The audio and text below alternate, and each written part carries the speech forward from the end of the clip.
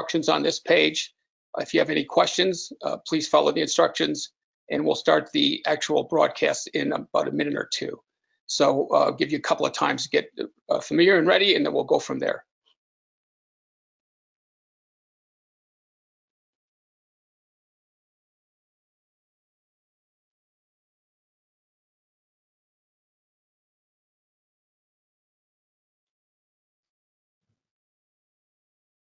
I think it's time to get started. Once again, if you have any issues with signing on, please send us a chat and we'll work you through those. Good morning and welcome. And thank you for joining us for the first of our series of 4 open banking webinars for 2020. As we all know, the banking landscape globally changed permanently in 2019. In the first of our 4-part webinar series, 2020, a new decade of change for global banking and payments, we will discuss the high impact changes the banking and financial services world experienced globally in recent years and how these set the stage for changes we can expect going forward. Our second webinar is planned for May 20th, 2020 at 11 a.m. Eastern Time. The focus of that webinar will be a deeper dive into ISO 20022 and the requirements and challenges facing payments in 2020 and beyond. We are currently engaged with service providers and banks to prepare them for these challenges, and we can provide custom workshops at your request. I'd like to introduce our moderator, Vincent Raniere. Vincent is a self-motivated leader and successful entrepreneur. He provides deep and understanding the banking industry framework with over 30 years of banking, business development, and regulatory compliance experience in the financial services industry.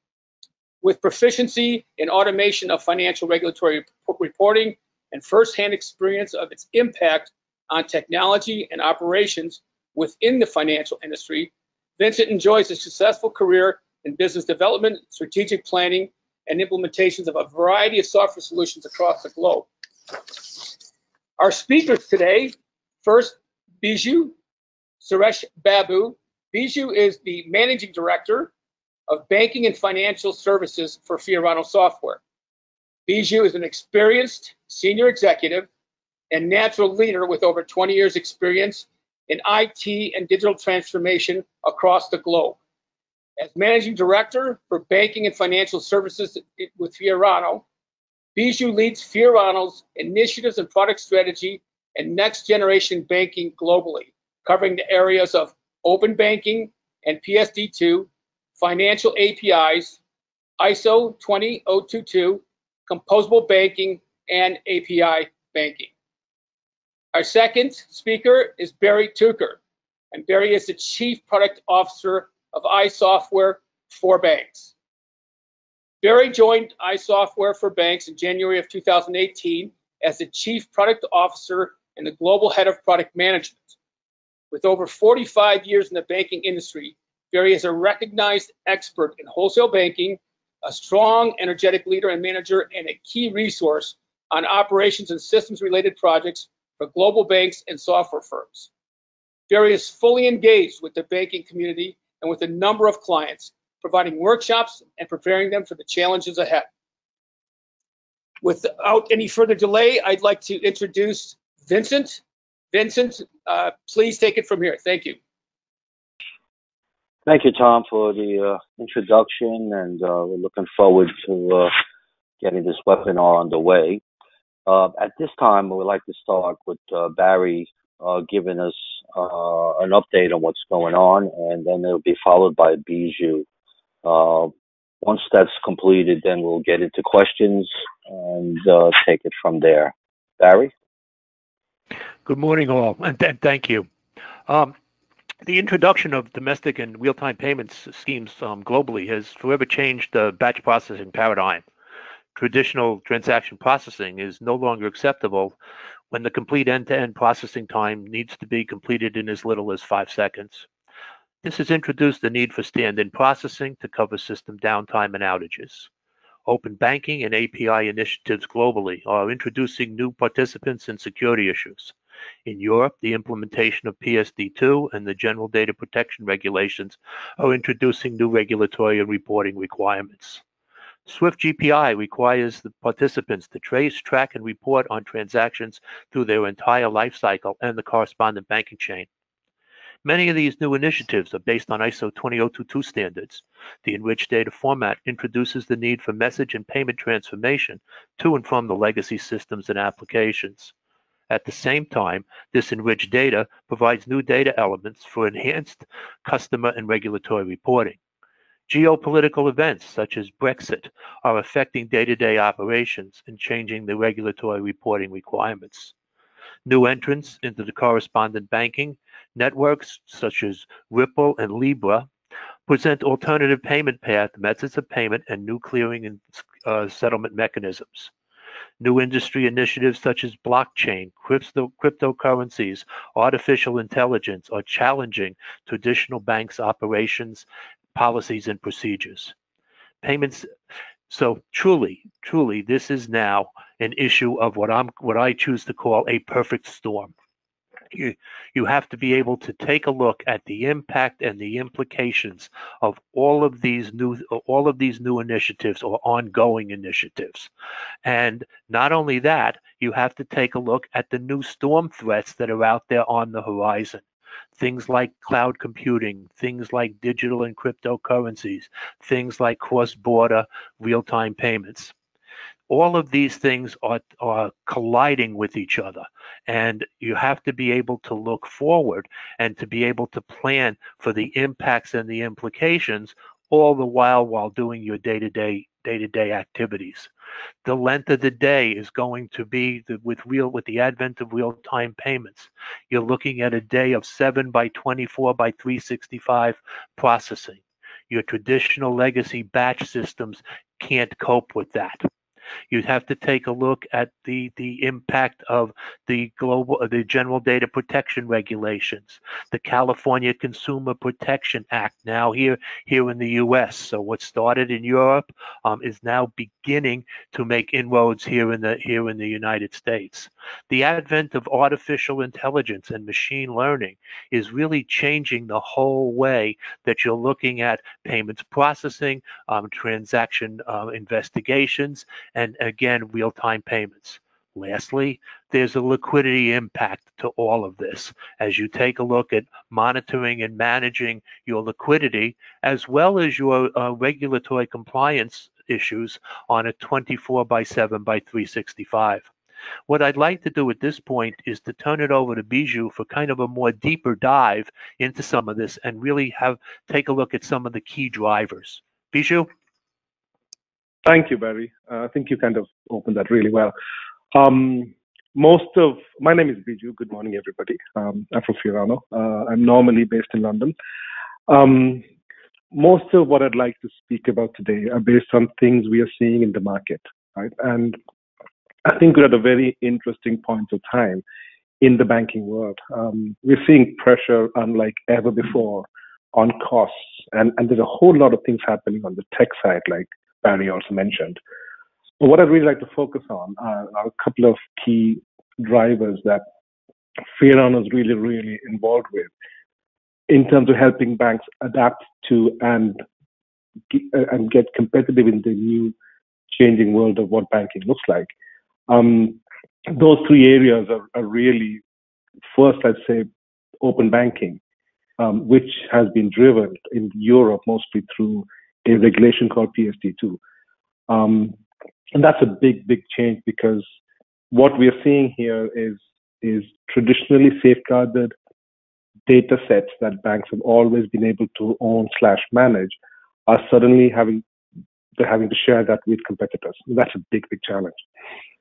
The other thing we're seeing is a big change in the payment space. And a lot of that is around the new standard called ISO 20022, which is kind of in part driving cross-border real-time payments, but ISO is a big change that's happening globally. The third area is fundamental banking technology architecture and how these are having to adapt to be able to help banks compete with the new type of competitors. Like Barry mentioned earlier, banks, as we all know, are normally used to a format of things happening in batch mode. Whereas if you look at the new type of competitors that are in the market, they're all API first, cloud first, real time. Nothing happens in batch mode at all. And that's just one example of it, right? But helping banks work through re-architecting traditional legacy kind of IT systems and environments to be able to compete with fintechs or with their new type of competitors is a big area for us.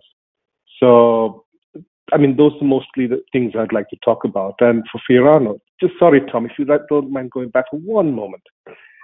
And from a Fiorano standpoint, we're a fairly global company. So we have offices in North America, Japan, Singapore, London, Dubai.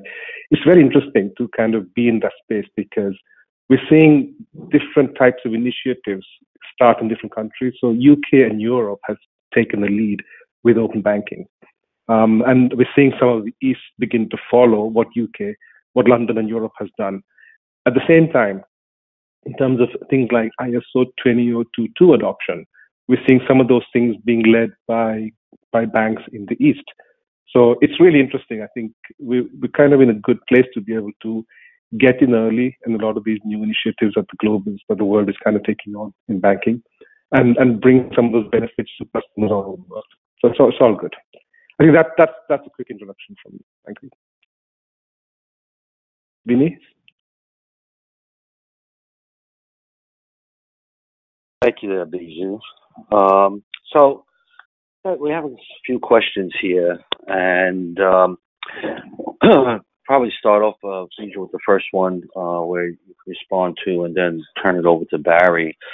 So we keep hearing about these changes happening in banking. What are some of the big ones that happened in the last 2 years?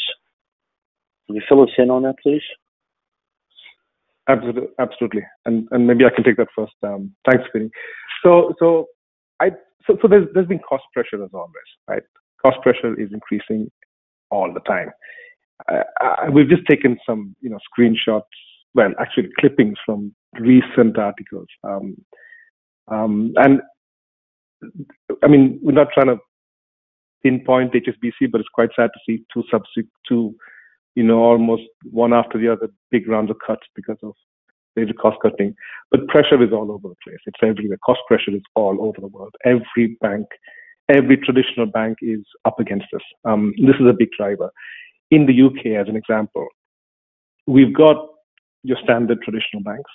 Then we have a lot of new banks who still have branches, who have been giving some of the big banks serious competition. I mean, the uptake in terms of new customer signups is phenomenal. They're absolutely crazy, some of the numbers are. And then on top of that, you've got brand new mobile app only, totally branchless banks. And that changes things even more. And the kind of innovation that these new products and services are bringing to the market is huge. So what we are seeing is your typical customer base that's not been used to massive amounts of innovation in terms of personal financial management and personal money management are suddenly getting to see products and services that are absolutely cutting edge. And to a large extent, that was the whole purpose behind regulations such as PSD2. I mean, which essentially the European regulators bought PSD2 in as to almost force the markets to allow innovation because they did not think that the traditional banks who had the market were innovating enough. But that's a big deal, I think. The other change is, Tom, if you can please go to the next slide, is again the new type of competition. So cost is a big deal, right? And then it's new type of competition. What does that look like? So traditional banks are seeing competition from A, new type of banks, B, brand new fintechs that are being powered and enabled by open banking and PSD2. And the third category is actually big techs. right? So typically the Google, Amazon, Facebook, Apple, these are large companies who, like we all know, have gotten access to significantly larger data sets, spending patterns, behavioral patterns, and all that. And remember, these kind of companies, organizations, whether they're big or small, are very different. The culture is different. The technology is different. They are cloud first. They're API first. They are absolutely real time. They're massively data intensive. I mean, these organizations have the power to create product customer relevant products almost on the fly. I mean, their time to innovate and release new products to market is phenomenally fast. And so on the one hand, what we're seeing in the UK is you've got your traditional kind of banks who are used to rolling out products and services based on a product-led strategy that they have. And they're having to now compete with new age fintechs who are extremely data sensitive, who are much more data aware, and who are able to generate products and services contextually and almost offer them at the right point of time to customers. And PSD2 is really, really driving that in the UK, because suddenly you're seeing what was a traditionally very close customer bank relationship being disrupted by TPPs, who suddenly are able to offer products and services that the banks should have been able to earlier, but they've not really been doing that because their approach has been slightly different. Could you move on to the next slide, Tom? Thank you.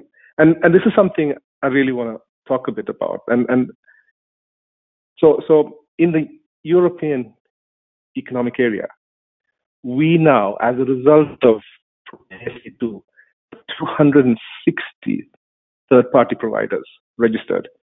That's massive. So each of these organizations are vying for the business that before PSD2 would have been held by the bank.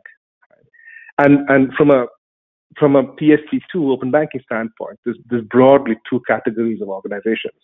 The first is a traditional AISP, what's called an account information service provider. And these are organizations who have a license to read customer accounts with consent. So everything from a GDPR standpoint is obviously very, very valid.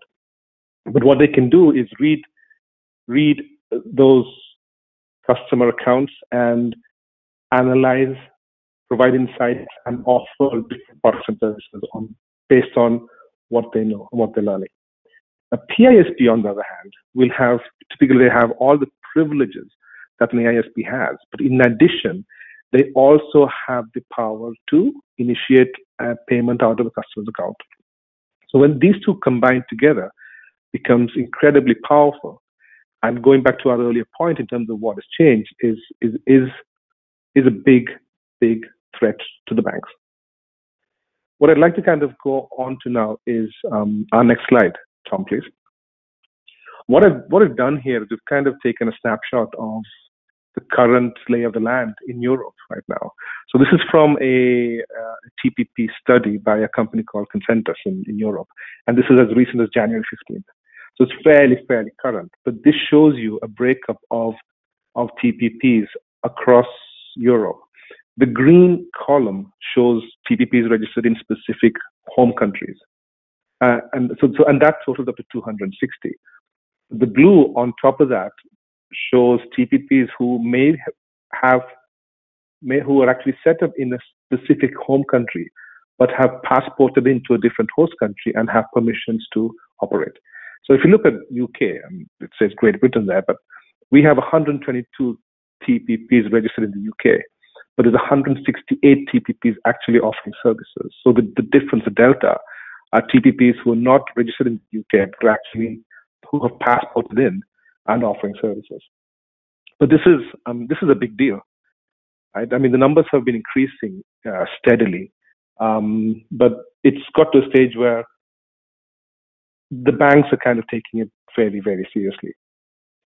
And this is all very, very API centric. This is all digital banking, right? So if you can go to the next slide, please, Tom. Thank you. I wanted to bring this out here because it really shows how important API banking is becoming, right? So this specific slide shows successful API calls from Open Banking UK. Now, it's a part of the market. It's a big part of the UK market. It takes eight of our biggest banks till August and 9 from August onwards. But if you see the growth, it's been absolutely crazy. So, I mean, we had 23 million calls in the month of January last year. And that has gone to 280 million by the time the year's over. This is just the number of calls per month. And we don't see any signs of the actual growth rate slowing. I mean, the percentage growth of API calls and new entrants into the market in UK and Europe is almost the same, and we think it's going to be the same for the next year or so. I know in North America you do not have the same regulations, but a lot of what UK is doing is being adopted and followed by different countries all over the world. Some of them are in an identical format. Quite a few countries are actually adopting it and chopping and changing a little bit. But by and large, the UK open banking format has been accepted as extremely successful and quite reliable, especially factors like the whole trust ecosystem that UK has kind of brought into the market. Sorry, thanks. Tom, next slide, please. Thanks.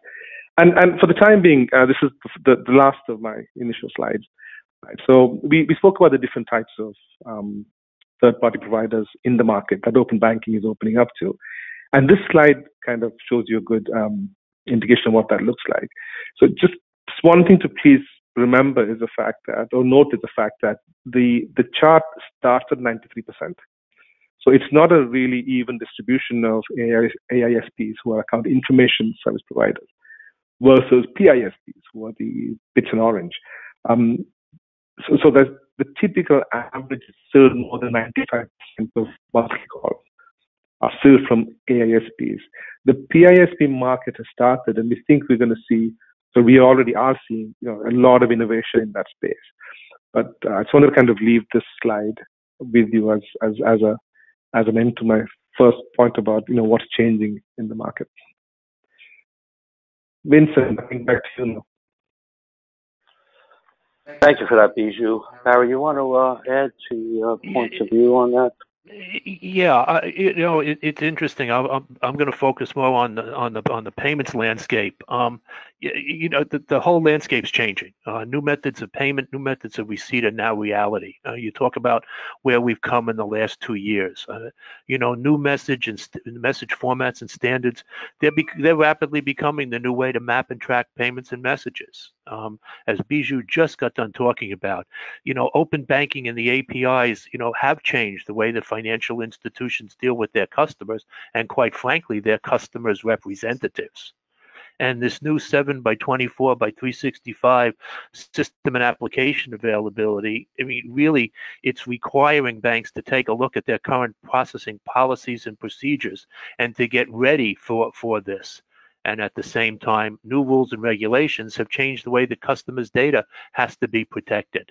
So again, coming back to that perfect storm analogy, where it's just changing the whole process of the way that the traditional payments processing paradigms in the industry, and really causing financial institutions to really rethink what they need to be able to do to offer real-time payments, to get ready for the 7x24 processing, to understand the impact and the implication of ISO 20022.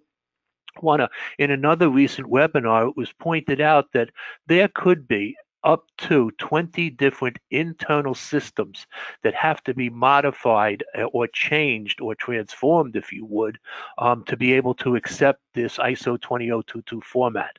So this has massive impacts on what a bank has to be able to get ready to do. Thank you, Barry, for that. Vincent, I just want to add a few points there, right? Yeah. So Tom, if you can kind of move to the next slide. I just want to kind of continue talking because, the payments landscape changes are quite, they're really massively interlinked, right? So, doing fine. It's all good. And like I said, seeing things change from different parts of the world, right? So what's on screen right now is a map, and this is something by Deutsche Bank, of how global market infrastructure for payments is changing based on an ISO rollout kind of timeline. We have been involved with banks in the East for more than a year now around adapting and adopting ISO 20022. But as you can see from the slide, the change is massive. The change is coming, and this is global. It is no more restricted to a specific geography. It is a big kind of change. Tom, can you go on to the next slide, please? Thank you. And this kind of expands a little bit on more specific timelines from a UK, Europe, and USA standpoint. So as you can see, next year is going to be a big year because we've got quite a few specific things around ISO 20022 going live. A lot of that is Swift change from MT to MX. But this is fairly, very significant. And Tom, if you can move to the next slide also. Thank you. So Barry earlier mentioned the impact of ISO 20022, and he very rightly highlighted how there typically can be more than 20 systems in a bank that are affected. We're seeing this in the real world, right? So many banks are kind of are unfortunately underestimating how big the ISO 20022 impact is. It's fairly significant because as you move from MT to MX, the number of data points that you have to deal with, whether those that are coming in or out of the bank are significant. And to be able to support those extra data points, the number of touch points that an ISO message or an ISO 20022 message has across banking systems is huge. If you look at the screen, the bits in green, so this is a standard setup, but the bits in green are the pieces that will most likely not be affected by ISO 20022 change. The rest, the parts in blue, which is about 85% of the screen, actually will be. And that's significant because remember, a lot of these systems, as often is the case, are fairly old legacy. So the only point is, don't leave it too late. It sometimes may feel like there's a lot of time because, your ISO deadlines are maybe 1 or 2 years away. But I think the only request would be that, the change is fairly big. The sooner you start, the better. Back to you. So Biju, I mean, you find these changes more opportunities or threats? That's an interesting question, right? So a lot of our work as Fiorano in different countries has been around open banking last year, and the whole world talks about how open banking is going to open up massive opportunities. The reality is, depends on how you look at this and who you are. If you're a bank, you may not be as excited about open banking as other people because potentially, if you don't address this properly, it could be a big threat to you because in reality, you're opening up your systems. You're opening up what you thought was fairly sensitive data sets to your competitors. So it is a great set of opportunity to new fintechs and people who want to offer propositions and be active in the market in a data API cloud centric world of banking, and which is really, really fueled by innovation. But if you're a traditional bank and if you want to just protect your customer base and not innovate, that's going to be a threat. So it really depends on how you want to look at it. And to be fair, there's nothing stopping a traditional bank from thinking like a fintech and acting like a fintech. And that's really where, companies like Fiorano come into the game, because we enable that massively. So I've got some slides toward the end that kind of really summarize how we're doing some of these things.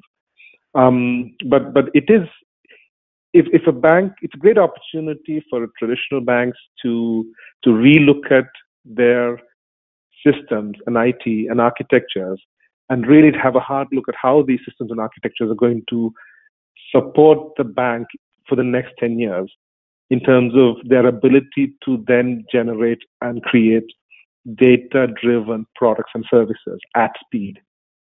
So it's an opportunity in a set. We're seeing from the early days of open banking in the UK, we're seeing what started off with as a fair amount of reluctance from some of the large banks to really play ball and doing, what they had to because of the CMA order. And that has changed quite a bit. Right? So now we're seeing, some of the big banks really, really change their whole approach. And a good example is RBS launching Bank a couple of months ago in the UK, which is a brand new product, which is mobile first. Everything is digital. So it's changing. So to answer your question, really, it depends on how you want to look at it, but it's a great opportunity if a bank wants to innovate and stay ahead of the market. If you don't want to do that, and if you want to just comply, it could be a threat. Thanks, Biju. Barry, based on the banks that we're talking to here in America and stuff like that, can you give your opinion on this, please? Yeah, very definitely. And really carrying forward what Biju has just talked about. I mean, these payment systems and transformation modernization projects, they can't be undertaken without understanding where you are, your current payment landscape, the impacts of introducing these new systems, applications, and procedures.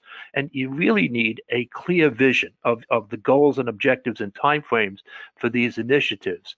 So is it a threat? It's a threat if you can't sit back. Biju brought up a point before of saying ISO 20022 is a reality.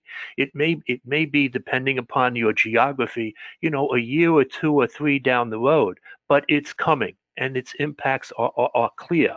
And if you don't take advantage of it, it's a threat to the way that you process payments. It's a threat to the way that you service your customers.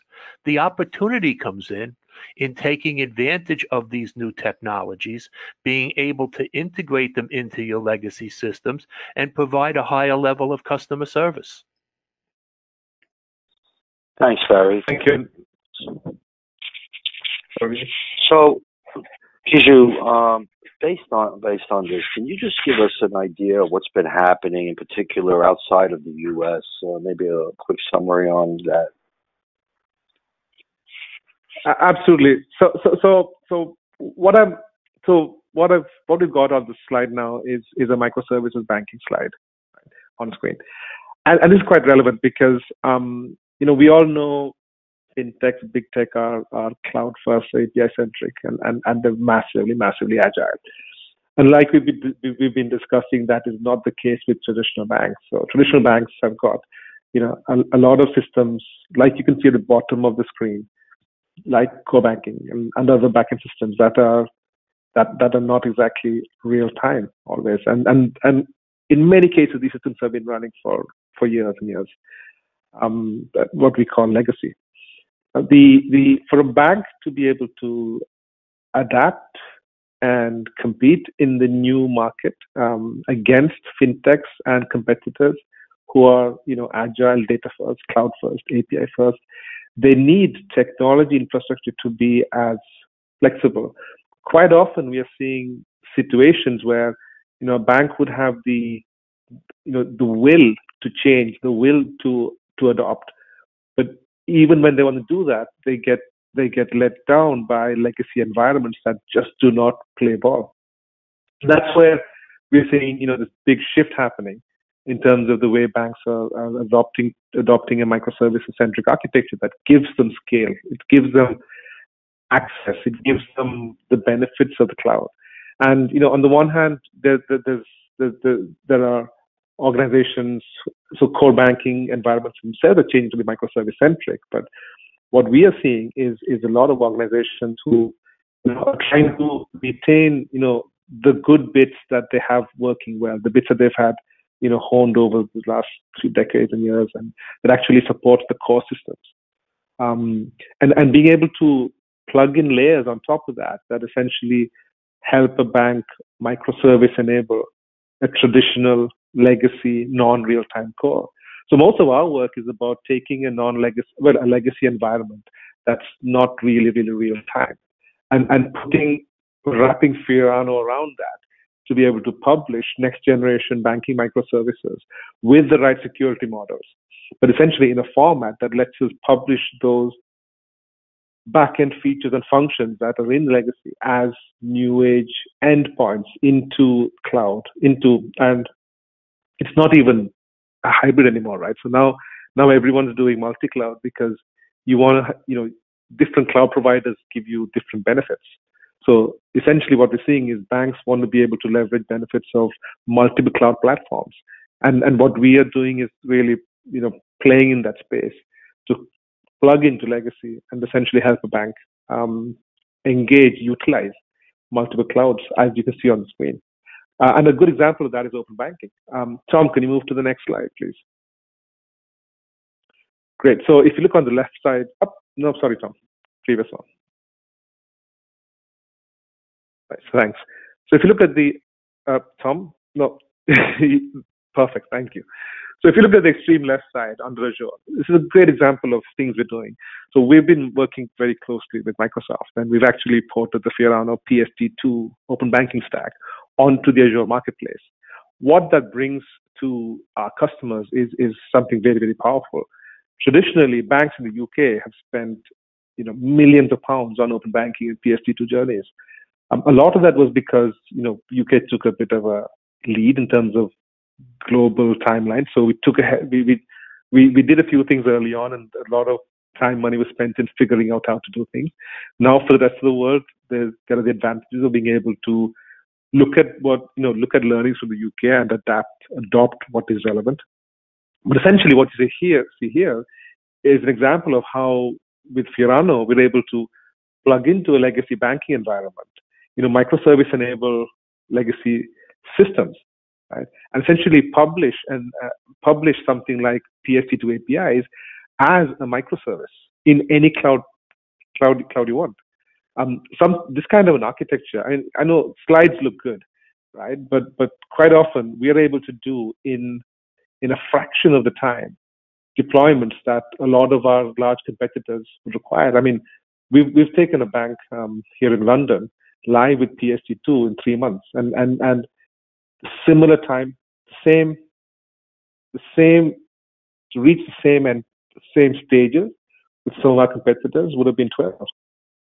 This is a good example of what's happening in the world. Quite often, we're seeing banks relook at the fundamental IT architectures to be able to meet new age requirements, so they can build products and services at speed and at scale. And underlying architecture change is absolutely core to that, Vincent. I think that's the end of my slides. Thank you, Biju. So Barry, based on that, what's your perspective of what's happening here in the U.S.? Maybe you could give us a brief statement there.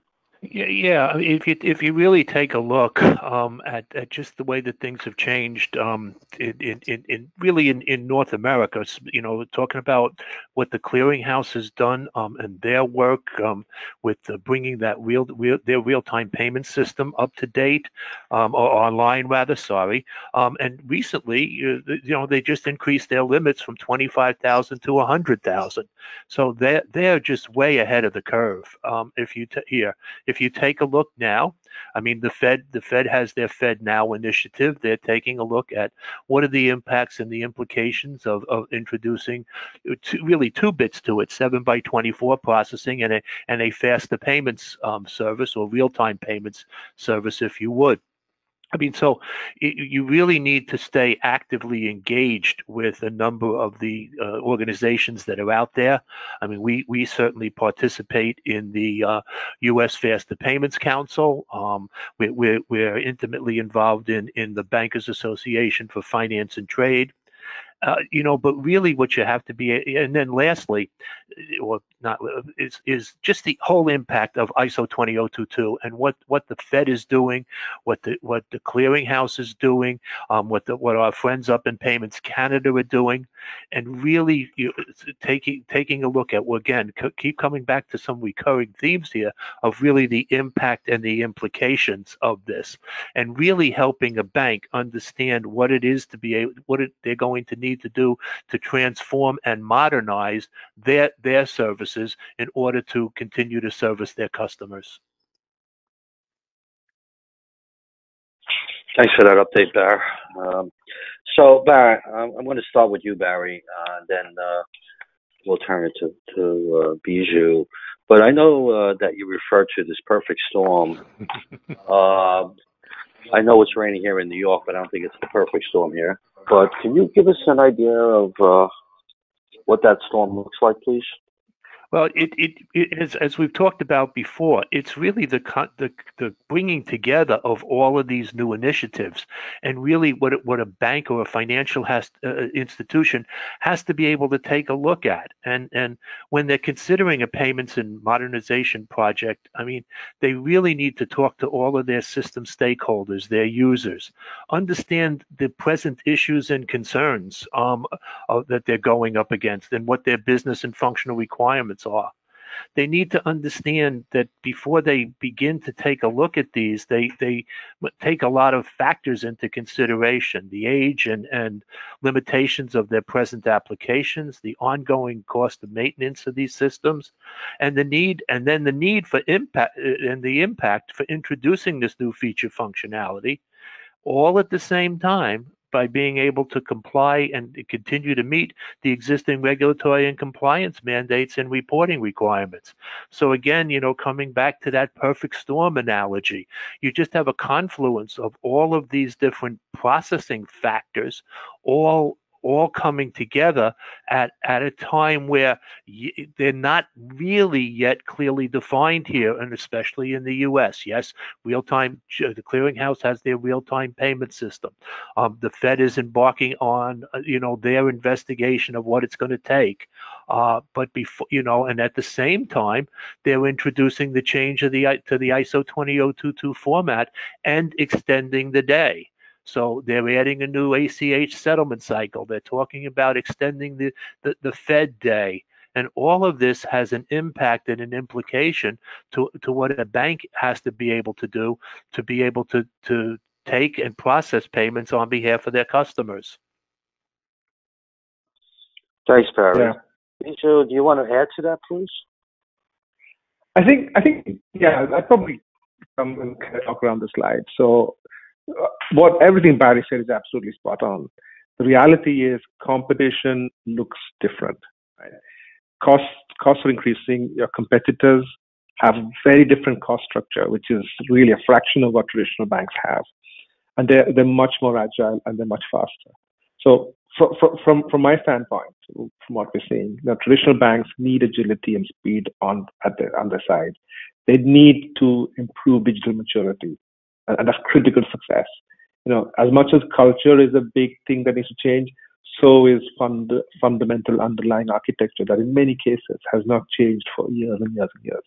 There's a lot of legacy that banks are unfortunately stuck with, right? And I guess adapt, but make sure from an architecture standpoint you have what you need to be able to compete in the new world, right? And that's absolutely real time. It is 24/7 by 365.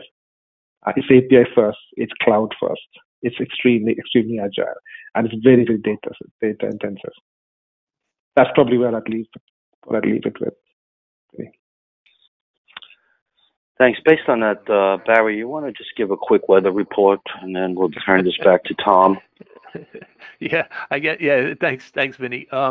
So sticking with that perfect storm analogy that we've been talking about here, and using that to really talk about the impact and the implication. There is a meteorologist on one of the local TV stations in Charlotte, North Carolina. And his name is Larry Sprinkle. You can go look it up. It's for real. He's on the local NBC station down there. And for those of us who have lived in Charlotte in our past, when there's a storm approaching, he tells the residents that it's time to buy the milk and the bread. So my closing message to you is it's time to prepare for the storm. And yes, it's time to buy the milk and the bread.